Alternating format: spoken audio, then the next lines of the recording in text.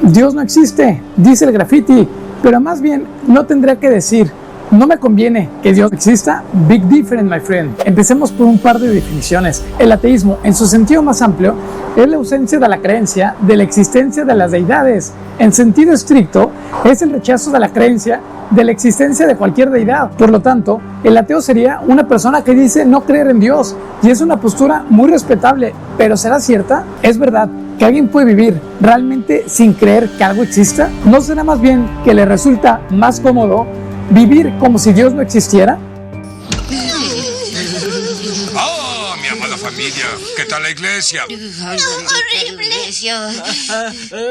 En cambio, yo he pasado el mejor día de mi vida y todo por no ir a la iglesia. Es terrible lo que dice. Niño, su padre no habla en serio. Por supuesto que sí, Marge. No volveré a ir a la iglesia nunca. Homero, ¿en verdad vas a renunciar a tu fe? No.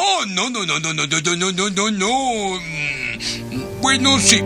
En realidad no quiero profundizar sobre el tema del ateísmo de entrada porque es un tema bastante amplio, sino que quiero contarte algo que vengo persiguiendo desde hace tiempo. Me llama la atención cómo algunos cristianos podemos llegar a vivir como si Dios no existiera y parecería como que si hubiéramos anestesiado nuestra conciencia. Es cierto que estas personas no niegan abiertamente la existencia de Dios, o sea que se dicen ser ateos, aunque en realidad no son ateos en sentido estricto.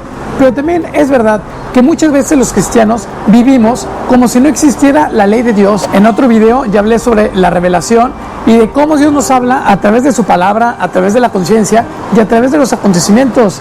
¿Te has dado cuenta cómo ignoramos esa ley de Dios y cómo podemos llegar a vivir como si Él no existiera? Repito, no negamos abiertamente la existencia de Dios, pero tampoco obedecemos su ley, ni hacemos un gran esfuerzo por eliminar de nuestra vida el orgullo, la soberbia, el egoísmo y eliminar otros vicios que nos terminan separando de Dios.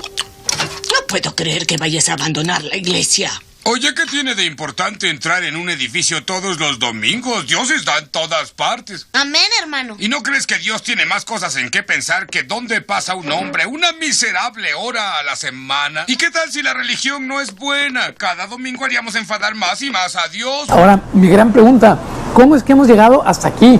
¿Por qué nuestro mundo se ha vuelto tan insensible al pecado? ¿Y por qué muchas veces los cristianos terminamos cambiando la palabra de pecado por falla o por vicios o por equivocaciones y no lo terminamos llamando como lo que es, un pecado? Es más, aún más, ¿por qué nosotros no terminamos alejándonos del pecado? ¿Por qué nuestra voluntad es muy fuerte para algunas cosas, pero es tan débil para algunas otras? Son muchas preguntas y son difíciles de contestar, pero antes de que yo me hiciera estas preguntas, ya San Pablo se lo terminaba haciendo. Y en el pasaje de la carta a los Romanos, que es una joya, nos dice lo siguiente: porque el querer está presente en mí, pero el hacer el bien no.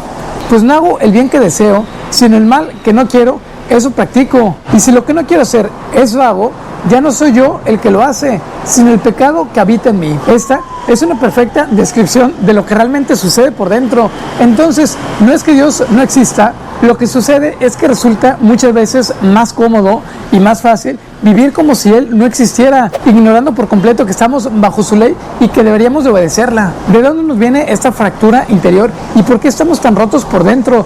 Es más, aún me pregunto, ¿dónde está esta solución? Y el origen, pues ya lo sabemos, el origen es el pecado original. Y la solución también ya lo conocemos: seguir el dictado de la propia conciencia y alimentar el alma con la gracia de Dios, gracia que recibimos a través de los sacramentos, y de ahí la importancia de la confesión frecuente y de recibir lo más seguido posible la Sagrada Comunión, dedicar también un tiempo para la oración y sobre todo de vivir el espíritu de servicio, de hacer todos los días algo por las demás personas. El pecado siempre ha estado presente en la humanidad y siempre lo va a estar, pero el pecado no tiene la última palabra. Ya sabemos que la última palabra la tiene Jesús, que fue el vencedor del pecado y de la muerte. La ley que Dios nos ha dado a los cristianos tiene en Cristo su plenitud y su unidad, porque Jesucristo es en su persona el camino de la perfección.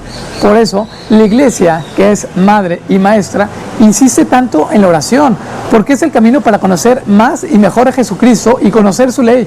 Y como dice el Papa Francisco, si de verdad reconocemos que Dios existe, no podemos dejar de adorarlo, a veces en un silencio lleno de adoración o de cantarle festivas alabanzas. San Carlos de Foucault nos decía lo mismo, quizás sus palabras nos ayuden. Apenas creí que Dios existía, comprendí que solo podía vivir para Él. Paréntesis, si no conoces la vida de San Carlos de Foucault, te invito a que lo googlees, es fascinante su vida. Nosotros los cristianos, evidentemente que no somos ateos, creemos en Dios, creemos que Dios es Padre, que Dios es Hijo, que Dios es Espíritu Santo y vivimos bajo la ley de Dios. Pero si nos descuidamos y si nosotros no nos esforzamos diariamente, podemos empezar a vivir como si Dios no existiera. Y tengo un consejo, solamente es un consejo, y quiero tomar esas palabras del Papa Francisco para dártelo. El encuentro con Jesús en las Escrituras nos lleva a la Eucaristía, donde esa misma palabra alcanza su máxima eficacia, presencia real del que es la palabra viva. Cuando recibimos al Señor en la comunión, renovamos nuestra alianza con Él y le permitimos que realice más y más su obra transformadora. Si te gustó este video, dale manita arriba. Si crees que le pueda servir a alguna otra persona, compártelo. Si te caigo mal, dispárame un café y sobre todo no olvides que yo soy numerario de barrio, un numerario cerca de ti.